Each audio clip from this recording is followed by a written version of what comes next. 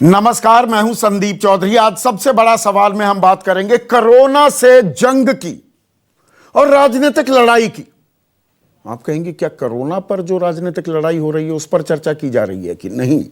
ऐसा नहीं कर रहा हूं मैं। ये दो लड़ाइयों की मैं बात कर रहा हूं। एक तरफ हम कोरोना से जंग लड़ रहे हैं। आज प्रधानमंत्री 7वीं बार देश को संबोधित किया है। इस साल में 6 बजे उन्होंने 12 मिनट देश को संबोधित किया और बताया कि देखिए, लॉकडाउन हटा है, कोरोना नहीं हटा है। जब तक दवाई नहीं, जब तक वैक्सीन नहीं आती, जब तक दवाई नहीं, तब तक ढिलाई नहीं। और क्यों कह रहे थे प्रधानमंत्री ऐसा? इसकी वजह यह है कि संक्रमण का आंकड़ा 76 लाख पहुंच चुका है। हालांकि रोजाना के केसेस में अब एक डिप आ रहा है। कहां लाख तक वो आंकड़ा छू रहा था, अब 45,490 केस कल सामने आए हैं। जो एक्टिव केसेस हैं, जो लोग ठीक हो गए, 67,30,000। तो एक्टिव केसेस 8 साढ़े 8 लाख के करीब हैं। 10 लाख से भी वो नीचे आ गए हैं। पर यह आंकड़ा अपने आप में बहुत बड़ा भी है और हमें ध्यान रखना होगा। अब त्योहारों का मौसम शुरू हो गया है। केरल में कोरोना पर जंग की सबसे बड़ी सफलता मिली थी। मॉडल स्टेट, एक आदर्श राज्य के रूप में देखा जा रहा था केरल को, और वहां ओणम के दौरान सब कुछ खोल दिया गया और यकायक तादाद उछली कोरोना संक्रमण की। तो अब फेस्टिवल सीजन भी आ रहा है। तो प्रधानमंत्री ने सभी को आगाह किया कि देखिए, अपना भी ख्याल रखिए, अपने घर में बड़े बुजुर्ग जो हैं, आपके माता पिता हैं, उनका ख्याल रखिए। बेपरवाह हो रहे हैं लोग। देश ने 10 करोड़ टेस्टिंग कर दी, 90,000 से ज्यादा अभी बेड्स अवेलेबल हैं। मृत्यु दर दुनिया में हमारी सबसे कम है। अमेरिका में 10 लाख में 25,000 मौतें हो रही हैं। ये तमाम आंकड़े गिनवाए प्रधानमंत्री ने, लेकिन कहा कि एहतियात बरतिए। और एहतियात बरतने में उन्होंने कहा कि कुछ लोग बेपरवाह हो रहे हैं, मास्क नहीं लगा रहे हैं, न्यू नॉर्मल हो गया है, बाजार में ऐसे ही बाहर खुले में घूम रहे हैं। लेकिन प्रधानमंत्री एक बात यह बताना भूल गए कि सिर्फ लोग बेपरवाह नहीं हुए हैं। अब मैं सिक्के के दूसरे पहलू की बात करने वाला हूं। सिर्फ लोग बेपरवाह नहीं हुए हैं प्रधानमंत्री जी, हमारा सिस्टम, हमारी व्यवस्था, हमारे मंत्री, हमारे कर्ता धर्ता, जिनमें आप भी हैं, वो भी बेपरवाह होते दिख रहे हैं। और यह बात मैं क्यों कह रहा हूं? अब मैं राजनीतिक लड़ाई की बात करता हूं। बिहार में चुनावी शंखनाद हो चुका है। मॉडल कोड ऑफ कॉन्डक्ट है। खास एहतियात के कुछ नियम, कुछ स्टैंडर्ड ऑपरेटिंग प्रोसीजर इस बार इजाद किए चुनाव आयोग ने। डोर टू डोर कैंपेनिंग में 5 लोग जाएंगे। गाड़ियों के काफिले में दूरी बनाए रखनी होगी। अगर रैली होती भी है तो रैलियों में आप ये तस्वीरें देखिए, यहां पर ये किसी भी राजनीतिक दल की हो सकती हैं। यह आलम है बिहार का। नहीं, 6 गज की दूरी रखी जाएगी। प्रधानमंत्री तो 2 गज की दूरी की बात कर रहे हैं, रैलियों में 6 गज की दूरी रखने के निर्देश जारी किए हैं चुनाव आयोग ने। लेकिन रैलियां हो रही हैं। प्रधानमंत्री मोदी पूरे देश को संयम बरतने के लिए, एहतियात बरतने की सलाह दे रहे हैं, लेकिन खुद वो 3 दिन बाद से 23 अक्टूबर से दर्जन भर 12 रैलियां करने वाले हैं। 23 अक्टूबर को सासाराम, गया और भागलपुर में रैली, 28 अक्टूबर को दरभंगा, मुजफ्फरपुर और पटना में रैली, 1 नवंबर को छपरा, पूर्वी चंपारण और समस्तीपुर में रैली, और 3 नवंबर को पश्चिमी चंपारण, सहरसा और अररिया में रैली। और प्रधानमंत्री की बात नहीं है, तेजस्वी यादव रैली कर रहे हैं। नीतीश कुमार तो होंगे प्रधानमंत्री के साथ। गृह मंत्री अमित शाह जाएंगे। रक्षा मंत्री राजनाथ सिंह 20 से ज्यादा रैलियां करने वाले हैं। जेपी नड्डा रैली कर रहे हैं। तो हम एक जंग लड़ रहे हैं कोरोना के खिलाफ। दवाई आई नहीं तो हम ढिलाई क्यों बरत रहे हैं? राजनीति चलती रहे। और सिर्फ बिहार में चुनाव नहीं हो रहे हैं, 28 सीटों पर उपचुनाव हो रहे हैं। मध्य प्रदेश में भी, वहां पर भी भीड़ का यही आलम है। तो पूरा देश संयम बरते, पर राजनीति चलती रहे। इस बात में क्या आपको विरोधाभास नहीं लगता? इस पर हम चर्चा करेंगे। पहले प्रधानमंत्री ने क्या कहा, उसे सुनिए। भारत में प्रति 10 लाख लोगों में मृत्यु दर 83 है। जबकि अमेरिका, ब्राजील, स्पेन, ब्रिटेन जैसे अनेक देशों में ये आंकड़ा 600 के पार है। दुनिया के साधन संपन्न देशों की तुलना में भारत अपने ज्यादा से ज्यादा नागरिकों का जीवन बचाने में सफल हो रहा है। हमें ये भूलना नहीं है कि लॉकडाउन भले चला गया हो, वायरस नहीं गया है। बीते 7-8 महीनों में प्रत्येक भारतीय के प्रयास से भारत आज जिस संभली हुई स्थिति में है, हमें उसे बिगड़ने नहीं देना है। ये गलती और बीमारी, इन्हें कभी छोटा नहीं समझना चाहिए। जब तक इनका पूरा इलाज न हो जाए, इन्हें हल्के में नहीं लेना चाहिए। इसलिए याद रखिए, जब तक दवाई नहीं, तब तक ढिलाई नहीं। ऐसे में आज का सबसे बड़ा सवाल, मोदी मंत्र से कोरोना को हराएगा हिंदुस्तान? और 2 गज की दूरी, लेकिन राजनीति है मजबूरी। राजनीतिक जमात अपना नफा नुकसान, अरे सत्ता 5 साल में एक बार बटन दबाया जाता है, वो मौका हम हाथ से कैसे जाने दे? भीड़ आती है तो आए। क्या ये एक कड़वी हकीकत है इस देश की जो कोरोना से जूझ रहा है? चर्चा में मेरे साथ बीजेपी के राष्ट्रीय प्रवक्ता गोपाल कृष्ण अग्रवाल, कांग्रेस के राष्ट्रीय प्रवक्ता प्रोफेसर गौरव वल्लभ, मेरे साथ 2 एक्सपर्ट्स, 2 डॉक्टर्स, जाने माने डॉक्टर्स हैं। डॉक्टर राहुल भार्गव, डायरेक्टर हैं फोर्टिस हॉस्पिटल के, और डॉक्टर धीरज कौल अमेरिका से मेरे साथ जुड़ रहे हैं। विदेश का बड़ा जिक्र किया गया है। अमेरिका में 10 लाख में 25,000 लोगों की मौत हो रही है, हमारे यहां 10 लाख में सिर्फ 83 लोगों की मौत हुई। तो मैं उस बारे में भी चर्चा करने वाला हूं। और 2 राजनीतिक विश्लेषक, आशुतोष सत्यहिंदी.com नाम का डिजिटल प्लेटफॉर्म चलाते हैं, और मेरे सहयोगी सुकेश रंजन भी इस चर्चा में जुड़ चुके हैं। मैं सीधा राजनीतिक पहलू पर आ रहा हूं। गोपाल कृष्ण अग्रवाल, प्रधानमंत्री मोदी ने मंत्र दिया, लापरवाह बेपरवाह होने की बात कही कि लोग लापरवाह बेपरवाह हो रहे हैं, पर राजनीतिक जमात क्या कर रही है? आप संदेश क्या दे रहे हैं आम जनता को, देशवासियों को? आप राजनीति करेंगे, चुनावी रैलियां करेंगे, वहां पर भीड़ उमड़ेगी, वहां कोई देह दूरी नहीं होगी, वहां कोरोना का खतरा नहीं, बाकी कोरोना का खतरा है। नहीं, खतरा तो सब जगह है। इसीलिए प्रधानमंत्री जी ने आज जो संदेश देने का टाइमली ये किया है, वो इसीलिए बहुत महत्वपूर्ण भी है कि यह बात जो खतरे के, जो कोरोना के खतरे हैं, उससे लोग प्रिकॉशन को छोड़ें ना। जो कोरोना की हमारी लड़ाई है, इसको 2 लेवल पे लड़ना है। एक तो अपने ऊपर आत्मविश्वास के साथ आगे बढ़ना है, इकोनॉमिक एक्टिविटीज को भी खोलना है, नॉर्मल लाइफ की तरफ भी बढ़ना है, लेकिन प्रिकॉशंस को लेके चलना।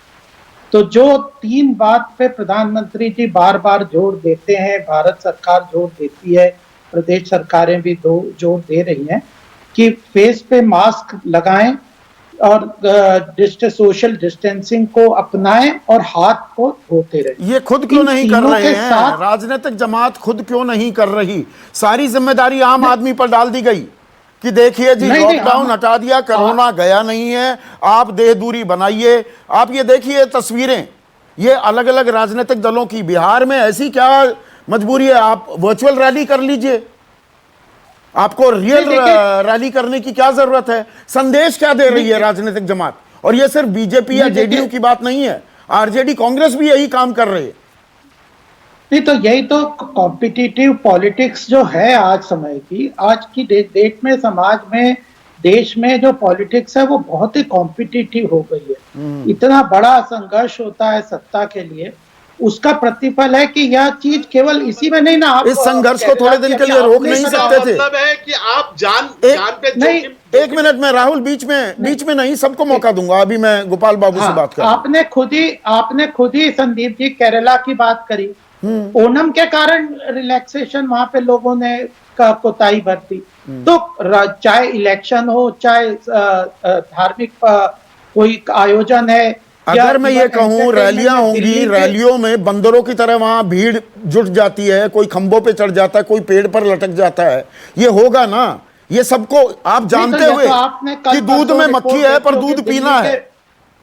बार में, मार्केट्स में, रेस्टोरेंट्स में भी ये हाल है। तो यह सभी जगह का एक तरीके से डिटीरियोरेशन लोग सोच रहे हैं। काफी दिन से वैसे भी 25 मार्च से अब इतने 6 महीने से ऊपर हो गए, थोड़ा सा बेचैनी भी लोगों के अंदर है।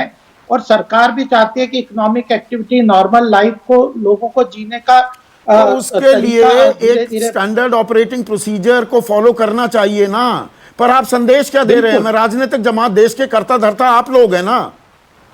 अलग अलग राज्यों में आप ही लोगों की, वो चाहे बीजेपी हो, कांग्रेस हो, विपक्षी खेमा हो, आपके सहयोगी हो, आप ही चलाते हैं ना सरकारों को। नहीं तो जनता के हिसाब से अवेयरनेस के लिए ही तो प्रधानमंत्री ने आज ये संदेश दिया, नहीं तो इस संदेश की जरूरत क्या थी?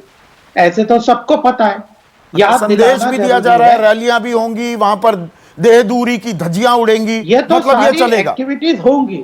नहीं, सारी एक्टिविटीज को करना है, लेकिन प्रिकॉशन के साथ करना है। एक्टिविटीज को पूरी तरह से, अब लॉकडाउन तो हट गया है ना, लॉकडाउन थोड़ी रह गया। तो लॉकडाउन का गाइडलाइन जो अनलॉक 5 आया है, उसके अनुसार सारी एक्टिविटी खोलनी है। सिनेमा घर भी खोलने हैं, मार्केट भी खोलना, इंडस्ट्रियल यूनिट भी खोलनी है, और रैलियां भी करनी है। प्रधानमंत्री को दर्जन भर रैलियां करनी है, जरूरी है। वर्चुअल काम नहीं हो सकता या चुनाव नहीं टल सकता, प्रिकॉशन के साथ होंगे। मतलब खतरा नहीं होगा। बिहार में संक्रमण का खतरा, आपने ओणम का खुद जिक्र किया, मैंने भी ओपनिंग कमेंट्स में कहा, ये ओणम रिविजिट तो नहीं हो जाएगा बिहार में? हम बिहार की जनता को उनके जज्बे के साथ, मेले के नाम पर, लोकतंत्र का सबसे बड़ा पर्व है, उसके नाम पर उनकी जान पर खतरा डाल रहे हैं क्या?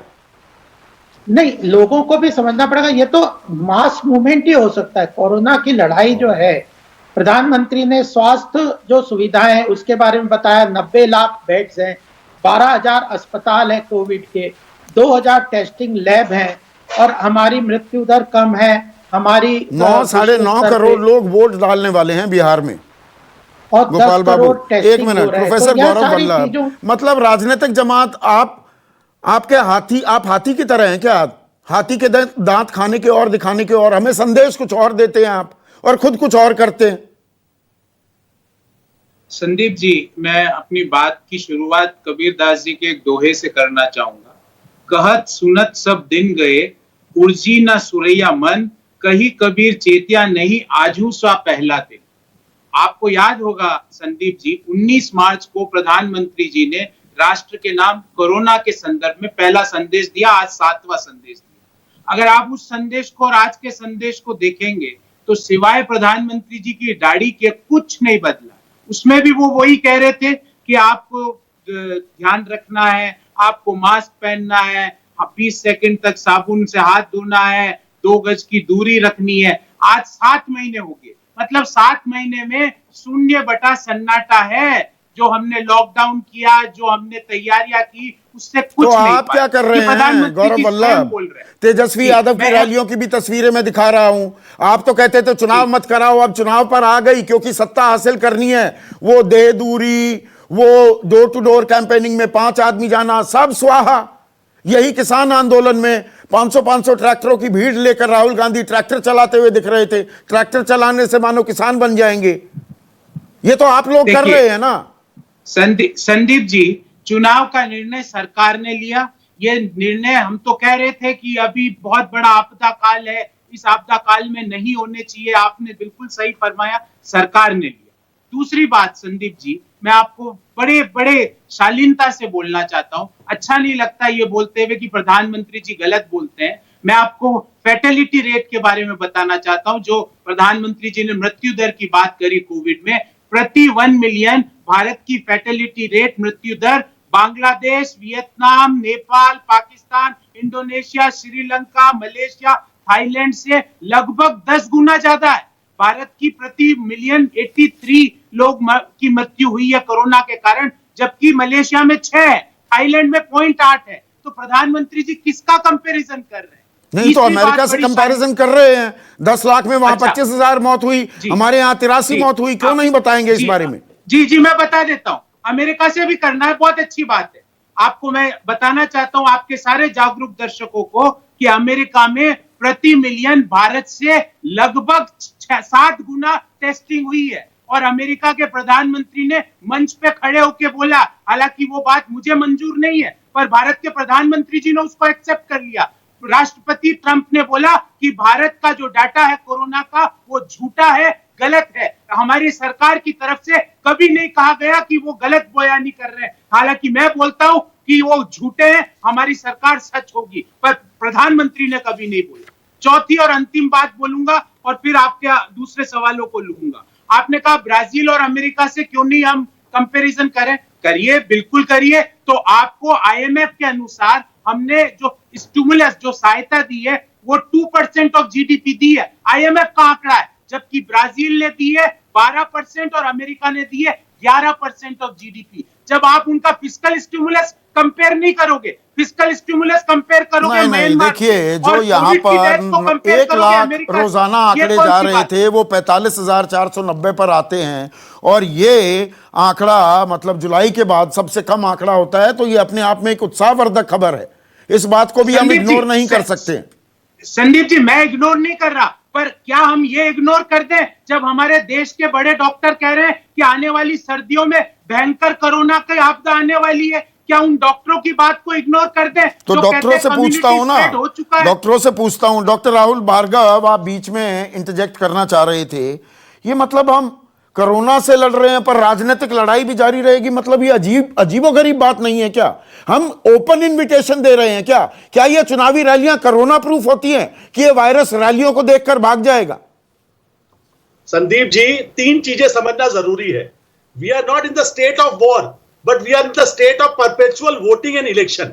इसका मतलब यह है करनी और कथनी। और आप साइंटिफिक डेटा देखिए, अमेरिका में सेकेंड वेव बढ़ती जा रही है, यूरोप में सेकेंड वेव बढ़ती जा रही है। आईसीएमआर ने पिछले महीने कहा कि आने वाली विगत सर्दियों में मोर्टालिटी बढ़ने का डर रहेगा। और चौथी चीज, सारे लोग थक गए पर डॉक्टर नहीं थके। प्राइम मिनिस्टर जी हमारे बोलते हैं हमारे पास 10,000 बेड खाली है। अरे एक बेड खाली है सर, डॉक्टर और नर्सेज जिन्होंने अपनी जान गंवा दी कोरोना के लिए, वो कहां गए? आपका मिनिस्टर कहता है पार्लियामेंट में कि हमें नहीं पता कि कितने डॉक्टर मर गए। इस डॉक्टर की जो बेचारा फ्रंट लाइन पे है, उसे कोई चिंता नहीं है। आप अपनी रैली कर सकते हैं क्योंकि आपको वोट चाहिए। दोनों पार्टीज अपनी अपनी रैली कर सकती हैं। अपनी करनी और कथनी देखिए। ये बोलते हैं सरकारी अस्पताल बहुत अच्छे हैं, जाते सारे प्राइवेट अस्पतालों में। वो आप किसी भी टॉप नाम को ले लीजिए। ये कहते हैं रैली में आप दूरी बना के रखिए। कौन से नेता ने पिछली एक भी रैली में उन्होंने खड़े होकर बोला कि आप सब दूर दूर होकर खड़े हुई है? क्या इनका कर्तव्य नहीं था? देखिए, हमारे को बड़ी बड़ी बातें नहीं चाहिए। 10,000 बेड, डॉक्टर, वो कहां गए? थाली वाली जितने भी दिए थे, जितने भी फूल थे, वो डॉक्टरों की मृत्यु पे कहां गए?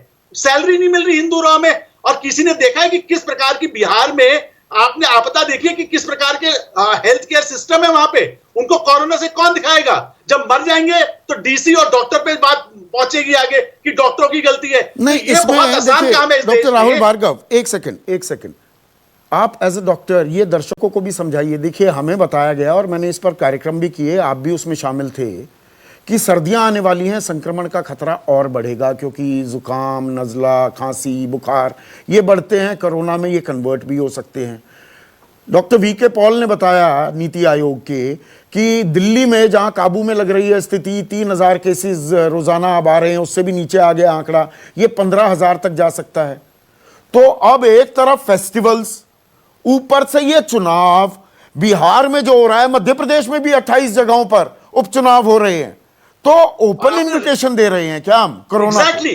किसी भी रैली में इन्फ्लुएंजा वैक्सीन की बात हुई। साइंस, संदीप जी, हमारे देश में साइंस का जितना अंधकार चीजों से चलती है और निरादर होता है, उतना किसी में नहीं होता। एक भी नेता ने अभी तक ये नहीं बोला कि इन्फ्लुएंजा की वैक्सीन लगाई है। अक्टूबर नवंबर का महीना आ गया, हमें मालूम है दिल्ली में केसेस पिछली बार भी गिरे थे और अचानक से फिर बढ़ने लगे। सब ये कह रहे हैं कि सेकंड वेव पहली वेव से खराब है। यूरोप का डेटा दिख रहा है, ठीक है, इकोनॉमिक एक्टिविटी बढ़नी है, बट क्या एक भी नेता अपने कार्यकर्ताओं को बोल रहा है कि मास्क पहन के रखो?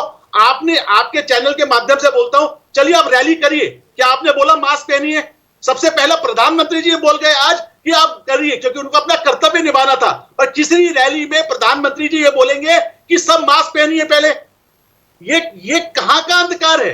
ये जिस प्रकार से हम चीजों को आगे बढ़ा रहे हैं, केरला में ओणम से बढ़ गया, तो आप पिछली बार लड़ रहे थे, आप कह रहे थे महाराष्ट्र में बहुत सारे लोग इस बात पे लड़ रहे थे कि मंदिर क्यों नहीं खुल रहे, चर्च क्यों नहीं खुल रहे, गुरुद्वारे क्यों नहीं खुल रहे।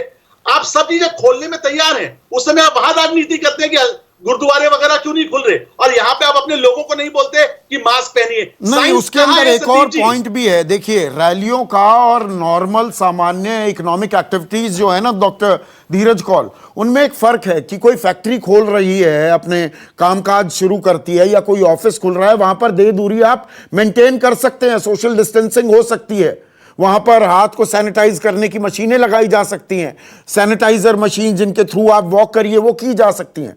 चुनावी रैलियों में तो खुला खेल फर्रुखाबादी होता है। गलत कह रहा हूं मैं डॉक्टर धीरज कौल? नमस्कार, thank you for having me on your show. आप बिल्कुल सही बात एड्रेस कर रहे हैं। क्या आपको मेरी आवाज आ रही है? जी बिल्कुल क्लियर आ रही है डॉक्टर धीरज। हाँ, बिल्कुल सही आवाज एड्रेस कर रहे हैं। डेमोक्रेसी इज इंपॉर्टेंट, बट ये जानना जरूरी है कि democracy is for a live human being. लोग जो मॉर्ग में हो जाएंगे, आईसीयू में हो जाएंगे, उनके लिए right of vote and right of election का मायने नहीं रखता। So I think the first duty of a government is to protect its citizens. और कोरोना जैसी पेंडेमिक के अंदर इतनी भीड़ जो आप टीवी में दिखा रहे हैं, this is suicidal, and this shows like doctor Bhargava was saying the state of science. Influenza vaccine is a mandatory thing in the winter time. और डॉक्टर धीरज थोड़ा हिंदी में, मेरे बहुत सारे व्यूअर्स हिंदी ही समझते हैं। जरूर। तो इन्फ्लुएंजा वैक्सीन एक बहुत जरूरी वैक्सीन है। हम यहाँ पे फ्लू की वैक्सीन देते हैं, उसके स्ट्रेन्स भी चेंज होते हैं। बहुत जरूरी है जानना कि अगर आपको इन्फ्लुएंजा वायरस इन्फेक्ट हुआ, आपके लंग्स के अंदर डैमेज होगा और कोरोना वायरस और घातक बन जाएगा। अभी वैक्सीन के ऊपर बहुत रिसर्च हो रही है, जिसमें मैं भी कुछ हद तक इन्वॉल्व हूं, मैं अपडेट कर सकता हूं। लेकिन ये बहुत ही दर्दनाक है देखना कि इतने लोग रैली के अंदर जमा हैं। मुझे लगता है इसको साइंटिफिकली डेमोक्रेटिक आप राइट्स थोड़ा को एक यूज करते हुए इंटरनेशनल पर्सपेक्टिव दीजिए डॉक्टर धीरज। प्रधानमंत्री ने कहा कि देखिए 10 लाख लोग संक्रमित होते हैं, अगर अमेरिका में 25,000 की मौत हुई, हमारे यहाँ ये आंकड़ा 83 का है। और अब खबरें ये भी आ रही हैं कि सेकेंड वेव शुरू हो गई है, यूएस में भी, यूरोप में भी, मैड्रिड में तो इमरजेंसी डिक्लेयर हो गई है। ये खबरें भी आ रही हैं। एक आम आदमी को, एक आम भारतीय दर्शकों को इस बारे में समझाइए। तो देखिए, आपका पहला सवाल मैं पिक करता हूं, जो कि आपने बोला मोर्टेलिटी रेट 10 लाख के अंदर। सो मोर्टेलिटी रेट 10 लाख के अंदर बहुत सारे फैक्टर्स पे डिपेंड करती है। सबसे पहला फैक्टर है रिपोर्टिंग की ट्रांसपेरेंसी, एज इन क्या आप सही आंकड़े रिपोर्ट कर रहे हैं, क्या आपको मॉनिटर किया जा रहा है, क्या लोग जो कोरोना से मर रहे हैं, मैं भारत में देख रहा हूं, अगर स्ट्रोक आ जाता है, हार्ट अटैक आ जाता है, उसे कोरोना लिस्ट नहीं करते, जो कि एक बहुत कॉमन कॉम्प्लिकेशन है, क्योंकि क्लॉट्स बनते हैं। रीनल फेलियर से, मैं नेफ्रोलॉजिस्ट हूं, तो कई लोग डायलिसिस पे जाके उनकी मृत्यु हो जाती है। तो सबसे पहले तो यह जानना जरूरी है कि कोरोना के कॉम्प्लिकेशन से लोग मर रहे हैं, उसको भी कोरोना में लेबल करना जरूरी है, अदरवाइज आपके नंबर्स आर्टिफिशियली लो रहेंगे। नंबर 1। नंबर 2, इंडिया की एवरेज पॉपुलेशन 50% से ज्यादा लोग 30 साल से उम्र के कम है। यूएस के अंदर अधिकांश से ज्यादा पॉपुलेशन 55 से ऊपर है। तो आप एक यंग लोगों को ओल्ड लोगों के साथ नहीं कंपेयर कर सकते, वो एक आर्टिफिशियली तो मतलब हमें आंकड़ों के खेल में नहीं घुसना है। ये क्लियर एंड प्रेजेंट डेंजर है, ये खतरा और बढ़ सकता है, और ये चुनावी रैलियों में जो खुला खेल होगा ये और ज्यादा खतरा पैदा करेगा देश भर में। बिल्कुल जैसे आपने बताया, सेकंड वेव एक बहुत बहुत रियल फिनोमिना है अमेरिका के अंदर। हम लोग सब के सब इसको बहुत क्लोजली वॉच कर रहे हैं, क्योंकि अभी फ्लू का सीजन आएगा, लोग बीमार होंगे, on top of that corona आएगा और फैलेगा। और कहीं हद तक अमेरिका में भी देखा गया है कि सोशल डिस्टेंसिंग के नॉर्म्स लोग उतना स्ट्रिक्टली अब फॉलो नहीं कर रहे, तो हमें इससे बहुत डर है। लेकिन ये जानना जरूरी है कि हम सारे आंकड़ों की बात करते हैं, लेकिन सबसे इंपॉर्टेंट आंकड़ा जो है वो है हॉस्पिटलाइजेशन आपकी कितनी हुई है, और उस हॉस्पिटलाइज्ड नंबर के अंदर से कितने लोग आईसीयू पहुंच गए हैं, और जो एब्सोल्यूट डाटा है। आशुतोष, अब मैं फिर से राजनीतिक पहलू पर आता हूं।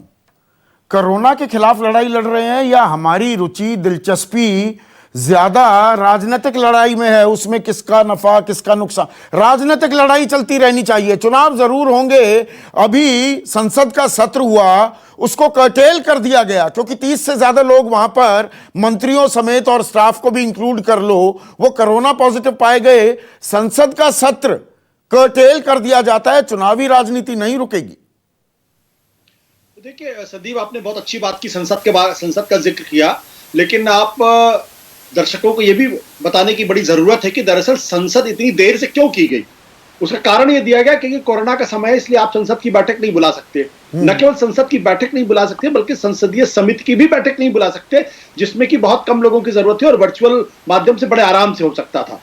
तो एक चीज बहुत साफ सुथरी है कि लोकतंत्र का मतलब होता है लोगों की जवाबदेही तय करना। जवाबदेही किसकी? जो सत्ता के अंदर है, जो राजनीतिक दलों के अंदर है।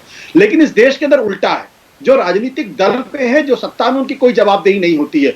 मेरे ख्याल से इलेक्शन कमीशन जो क्यों चुपचाप बैठा हुआ है, जो उन्होंने अपनी गाइडलाइंस बनाई है, उन गाइडलाइंस के हिसाब से जिन जिन नेताओं की रैलियों में ये कोरोना की गाइडलाइंस को फॉलो नहीं किया जाता है, उन नेताओं को अगर ये सामने है तस्वीरें, चुनाव आयोग देख नहीं सकता? चुनाव आयोग के पास ये तस्वीरें नहीं है क्या? मैं कह रहा हूं कि अगर तेजस्वी यादव की सभा के अंदर अगर जो ये रैलियां हैं, अगर उसमें गाइडलाइंस फॉलो नहीं हो रही है, नीतीश कुमार की रैलियों में फॉलो नहीं हो रही हैं, तो इनको चुनाव सभा को एड्रेस करने से डिबार कर देना चाहिए। आप एक नेता को अयोग्य घोषित कर दें, उसके बाद आप देखिए कैसे मैं एक बड़ी एक दिलचस्प बयान आपको सुनवाता हूं। आशुतोष, रोक रहा हूं। सुशील मोदी उप मुख्यमंत्री हैं, भीड़ के बारे में और जो ये चर्चा कर रहे हैं, उन्होंने क्या कहा, पहले उनकी भी बात सुन लेते हैं। सुनिए। मुद्दा बनाइए, सड़क को मुद्दा बनाइए, पीने के पानी को मुद्दा बनाइए, कोरोना को मुद्दा बनाइए। इतनी बड़ी भीड़ देखकर लगता है कोरोना तो भाग गया। कहां है कोरोना? और ये बिहार है मित्रों। हम लोगों ने जो बेहतर इंतजाम किया, उसी का परिणाम है कि बिहार में केवल 950 लोगों की मृत्यु हुई है। दुखद है, लेकिन 950 लोग मरे हैं। अब दर्शकों क्या करूं, सिर पीट लूं क्या अपना? आशुतोष, उप मुख्यमंत्री कह रहे हैं कहां है कोरोना, भगा दिया हमने कोरोना। सुना ना आपने बयान? अब मैं आपको शायद याद होगा, क्योंकि आपकी याददाश्त बहुत अच्छी है। जब कोरोना शुरू हुई थी तो नीतीश कुमार कहते थे मास्क क्यों लगाते हो, इससे पैनिक फैल जाता है। आपको याद होगा कि मध्य प्रदेश के उप मुख्यमंत्री जिनका नाम है नरोत्तम मिश्रा, वहां के गृह मंत्री हैं, उन्होंने कहा मैं तो मास्क नहीं लगाता हूं। तो अब देश के प्रधानमंत्री कुछ कहते हैं, उनकी पार्टी के नेता कुछ कहते हैं, दूसरी पार्टी के नेता कुछ कहते हैं। मैं तो बहुत सीधी सी बात कहता हूं कि अगर आपसे नहीं संभलता, आप कृपया इन रैलियों पर बैन लगा दीजिए। इलेक्शन कमीशन कर क्या रहा है, मुझे तो बात समझ में नहीं आती है। इलेक्शन कमीशन क्या एक रबर स्टैंप है क्या, कि वो बैठा हुआ है, वो सारी चीजों को देख रहा है, गाइडलाइन बनाता है, गाइडलाइन फॉलो नहीं होती है और उसके बाद इलेक्शन हो जाता है और अपनी पीठ थपथपा देता है। मैं तो सीधी सी बात कहता हूं, एक नेता की रैली पर अगर बैन लग जाए कि आप दोबारा नहीं कर सकते, आप देखिए सारी स्थिति ठीक हो जाएगी। दूसरी बात में संदीप में एक तरफ और आपका ध्यान दिलाना चाहूंगा कि आज प्रधानमंत्री जी ने जिस तरीके से डेटा दिया है, वो अपने आप में आधा झूठ है। अगर आप मुझे इजाजत दें तो मैं डेटा दे सकता हूं आपको किस तरीके से 10 लाख में 83 लोगों की मौत हुई है। आप बांग्लादेश के अंदर देखिए 34 लोग मरे, चाइना में 3 है, वियतनाम में 0.4 है, वहां पे नेपाल में 25 है, पाकिस्तान में 30 है, इंडोनेशिया में 46 है, श्रीलंका में 0.6 है। तो ये पूरे जो आंकड़े हैं ये बताते हैं कि नहीं, आंकड़ों के खेल में आशु देखिए, आंकड़ों के खेल में घुसते हैं हम, बड़ी तस्वीर भूल जाते हैं। तस्वीर ये है, मैं अभी भी अपने पहले सवाल पर कायम हूं। हम कोरोना से लड़ रहे हैं या हमारी दिलचस्पी राजनीतिक लड़ाई लड़ने में है? कोरोना को लेकर हम गंभीर भी हैं क्या? ये सारे हमारे नीति निर्माता हैं, ये करता धरता है, cutting across all party lines. बिल्कुल सही बात आप कह रहे हैं संदीप। मैंने कहा कि ये जो डेटा की बात है, क्योंकि यहां पर भी जो है वो उपलब्धियों पर अपनी पीठ थपथपाने की कोशिश की जा रही है। अभी आपने विनोद कुमार पाल का जिक्र किया। विनोद कुमार पाल कौन है? ये कोरोना टास्क फोर्स के चेयरमैन है। ये कोरोना टास्क फोर्स के चेयर प्रधानमंत्री कार्यालय को सीधे सलाह देते हैं। इन्होंने 22 अप्रैल को एक प्रेस कॉन्फ्रेंस की। उन्होंने कहा कि 16 मई के बाद से हिंदुस्तान के अंदर एक भी कोरोना का नया केस नहीं आएगा। आप 16 मई का डेटा उठा के देख लीजिए, उस दिन पहली बार डेटा जो है 3000 पर डे के हिसाब से बढ़ता है और फिर 96,000 तक पहुंच जाता है। आज की तारीख 50,000 पर डे के हिसाब से। ये वीके पॉल साहब की कोई जिम्मेदारी नहीं है, इनकी कोई जवाबदेही किसी एक मिनट सुकेश, देखिए मैं राजनीतिक पॉइंट पर अभी अपने पत्र बने क्यों हुए हैं? हाँ, मैं राजनीतिक पहलू पर ही, मैंने संसद सत्र का जिक्र किया। 24 मार्च को लागू हुआ था लॉकडाउन, पहला लॉकडाउन जो था, 23 मार्च को ताजपोशी हो रही थी। गलत तो नहीं मैं कह रहा हूं? नहीं, कहा मध्य प्रदेश में ताजपोशी हो रही थी। उस वक्त कहा यह गया था कि उसी ताजपोशी के लिए संसद सत्र चल रहा था, नहीं तो उसके पहले खत्म हुआ था। हाँ, तो वहां ताजपोशी भी हो रही थी, संसद का सत्र भी चल रहा था। जब ऐसा लगा कि नहीं, इसको अब उठा देना चाहिए, संसद को एडजर्न करना चाहिए, तो एडजर्न हो गया। लेकिन उसके बाद क्या बदला? देखिए, स्पिरिट में बहुत अच्छा है, प्रधानमंत्री को आके जनता का कॉन्फिडेंस मांगना चाहिए, पब्लिक पार्टिसिपेशन की बात करनी चाहिए, पब्लिक उसमें सहयोग करे, क्योंकि वो सीधे अफेक्टेड हो सकते हैं और उनका सहयोग चाहिए देश को। अच्छी बात है ये। बिहार में 2 मंत्री कोरोना से अपनी जान गंवा चुके हैं। अभी 2 दिन पहले एक आईपीएस ऑफिसर की जान चली गई। उत्तर प्रदेश में कई कैबिनेट मिनिस्टर अपनी जान गंवा चुके हैं। केंद्र सरकार के मंत्री इस कोरोना से अपनी जान गंवा चुके हैं। अमित शाह से लेकर तमाम बड़े नेता इस बीमारी से इन्फेक्ट हो चुके हैं। प्रधानमंत्री 23 तारीख को जा रहे हैं। अब थोड़ा प्रोटोकॉल समझिए, आम जनता ये समझे कि, और ये अच्छा है, किसी भी हेड ऑफ द स्टेट के लिए होना चाहिए। प्रधानमंत्री अगर किसी बैठक में जाते हैं, उन्हें बीजेपी के दफ्तर में जाना था, क्योंकि बीजेपी के टिकट के डिस्ट्रीब्यूशन का जो एक बॉडी होती है, सीईसी सबसे बड़ी बॉडी है, उसमें प्रधानमंत्री को होना था। तो बीजेपी के जितने स्टाफ बीजेपी दफ्तर के, उन सबका आरटीपीसीआर टेस्ट हुआ, चूंकि प्रधानमंत्री उनसे मिलने वाले थे। प्रधानमंत्री का एक प्रोटोकॉल होगा जिसके तहत सबका टेस्ट होगा, कोई इन्फेक्टेड तो नहीं है। प्रधानमंत्री बिहार जा रहे हैं, वहां भी एक लंबा चौड़ा प्रोटोकॉल फॉलो होगा। तो प्रधानमंत्री का तो प्रोटोकॉल फॉलो होगा, मुख्यमंत्री का भी प्रोटोकॉल फॉलो होगा, कोई ना कोई प्रोटोकॉल उनके लिए भी होगा। जनता के लिए वो प्रोटोकॉल आम कौन बना आदमी रहा के है? लिए क्या? आम आदमी जो इसको एक त्योहार की तरह ले रहा है। और मेरे दिमाग में आई, सुशील मोदी आपने दिखाया, आपने ही वो अभी बयान निकलवाया। देखिए, इसमें विरोधाभास है ना। प्रधानमंत्री कहते हैं देह दूरी बनाए रखिए, अभी लापरवाह मत होइए, और उप मुख्यमंत्री, उन्हीं की पार्टी के सबसे कद्दावर नेता बिहार से, वो कहते हैं करो, कहां है कोरोना, भाग गया कोरोना। उन्होंने इस सेंस में कहा कि हमने विजय प्राप्त कर ली है। भीड़ देखिए, मतलब उनको भीड़ दिखाई दे रही है, भीड़ को मानक मान रहे हैं, भीड़ को और कह रहे हैं और आइए देखिए कोरोना भाग गया। आपने तस्वीरें भी दिखाई हैं। हमने 1 घंटे इलेक्शन कमीशन की पीसी लाइव दिखाई थी, बिल्कुल दिखाई थी। डिटेल में बताया था इलेक्शन कमीशन ने कि क्या क्या होगा। आपने उसका जिक्र भी किया, क्या फॉलो हो रहा है। इसीलिए इसको टूथलेस बॉडी कहते हैं। क्या उनकी नजर में यह सब कुछ सामने नहीं हो रहा कि बिहार में चुनाव कैसे हो रहा है?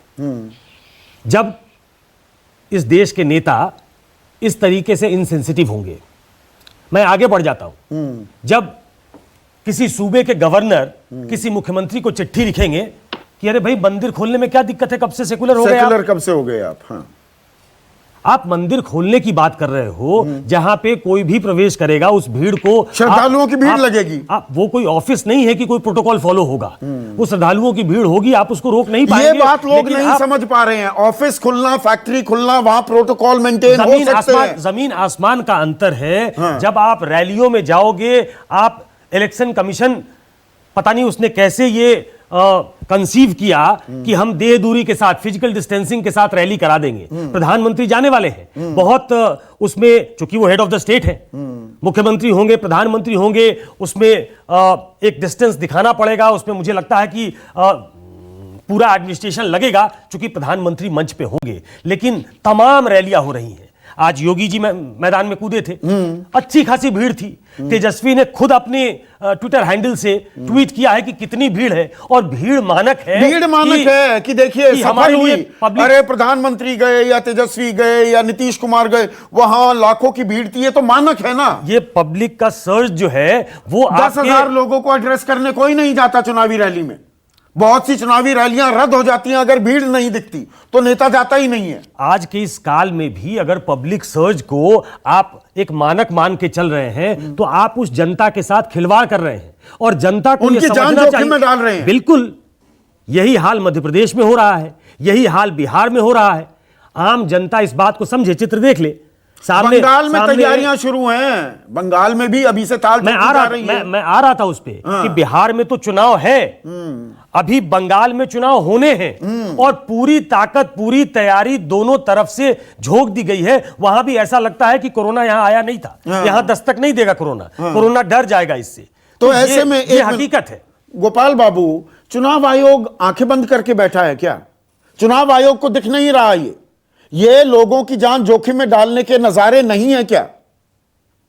देखिए संदीप जी, आपने बोला था कि क्या कोरोना के खिलाफ हम संघर्ष कर रहे हैं उसके लिए सीरियस हैं या उसके ऊपर राजनीति कर रहे हैं। यह आपका प्रश्न था, किसी ने भी आपके इस बात पे जवाब नहीं दिया कि क्या हम कोरोना की लड़ाई को सीरियसली लड़ रहे हैं, केवल राजनीति पे सारे आपके यहाँ पे जो वक्ता है वो। एक मिनट राहुल, बीच में नहीं, सबको मौका मिलता है। हाँ, गोपाल बाबू आप बोलिए। हाँ, तो पहली बात यह है कि आप जो हमारी लड़ाई में सरकार ने क्या किया यह सबसे महत्वपूर्ण है, उसके ऊपर आप चर्चा करिए ना। जब हमारा ये लॉकडाउन हुआ था, हमारे देश में एक भी पीपीई किट मैन्युफैक्चरिंग कंपनी नहीं थी। आज 2000 कंपनियां पीपीई किट को मैन्युफैक्चर कर रही है। हम मास्क और वेंटिलेटर्स, हजारों लाखों मास्क और हजारों वेंटिलेटर विदेश में एक्सपोर्ट कर रहे हैं। रेमडेसिविर और यह जो दवाइयां हैं उसको हम करोड़ों के संख्या में विदेश में सप्लाई करने में कर रहे हैं। 90 लाख बेड हमने कोरोना के लिए आइडेंटिफाई कर दिए थे। प्रदेश सरकारों का भी रोल है, केंद्र का भी है। 12,000 हॉस्पिटल डेडिकेट कर दिए हैं, 10 करोड़ से ऊपर टेस्टिंग कर रहे हैं। तो यह सीरियसनेस दिखा रहा है। इतनी जो हमने मेहनत की, गोपाल बाबू देखिए, आपने सारी चीजें गिनवाई, ये मैंने शुरू में गिनवाई थी, आप फिर गिनवा रहे हैं। इत मुश्किल जंग है। पूरा, एक मिनट सुनिए ना, पूरा देश एकजुट हुआ, घर में अंदर बैठने के लिए तैयार हो गया। अब उस पर सब पर मिट्टी डाल देंगे क्या? सारी इन तैयारियों, इस मेहनत पर मिट्टी डाल देंगे चुनाव जीतने के लिए राजनीतिक दल? मेरा सवाल यह है। नहीं, तैयारियों के बाद जीवन को सामान्यता लाना है, अवेयरनेस के थ्रू, सोशल डिस्टेंसिंग के थ्रू। चुनाव आयोग को दिख रही है ये तस्वीरें? चुनाव आयोग के स्टैंडिंग ऑपरेटिंग प्रोसीजर्स पूरे हो रहे हैं बिहार में? अगर ये कोई भी दल कर रहा है तो चुनाव आयोग को संज्ञान लेके उस पर एक्शन लेना चाहिए। मैं कब लेगा संज्ञान? बात पे एग्री करता हूँ कि चुनाव आयोग की जो गाइडलाइंस है जिसको वो वायलेट कर रहे हैं, किसी भी पार्टी का हो, उसको नहीं। सुशील मोदी जो बयान दे रहे हैं, इत्तेफाक रखते हैं आप? सुशील मोदी कह रहे हैं कोरोना हार गया, हमने भगा दिया। नहीं, वो आउट ऑफ कॉन्टेक्स्ट आपने वो पीस आउट ऑफ कॉन्टेक्स्ट निकाल दिया। उन्होंने क्या कहा है कि ऐसे लग रहा है कि लोग कोरोना चला गया। वो बात लोगों को इनवाइट कर रहे हैं और बड़ी तादाद में रैलियों में आओ। नहीं, ऐसी बात नहीं है। जो भारतीय जनता पार्टी पूरी तरह से कोशिश कर रही है और प्रयास कर रही है कि जो भी हम वर्चुअल रैली ज्यादा से ज्यादा करें, और कॉम्पिटिटिव पॉलिटिक्स तो है ही, हमें भी चुनाव जीतना ही है। तो वही तो मैं पूछ रहा हूं गौरव वल्लभ, जितनी मेहनत की है देश ने, जो एकजुटता दिखाई कोरोना से लड़ने के लिए, आप लोगों के चुनावी फायदे के लिए, सब पर मिट्टी डल रही है। देखिए संदीप जी, आपने और कई एक्सपर्ट्स ने जो बैठे हैं चुनाव आयोग की बात कही। संदीप जी, चुनाव आयोग बेचारा क्या करेगा? उसको तो चुनाव की डेट भी बीजेपी के ट्विटर हैंडल से पता चलती है। उसको क्या पता चुनाव कब होने? ये तो भारतीय जनता पार्टी डिसाइड करती है, वो उसको बताती है, उस दिन चुनाव हो जाते हैं। तो ये आज बेमानी हो गया है इश्यू। मैं 2-3 इश्यूज पे बात करना चाहता हूं कि आज जब सभी प्रमुख राजनीतिक विपक्षी दलों ने कहा कि अभी चुनाव की स्थिति नहीं है, तो आपने क्यों कराया?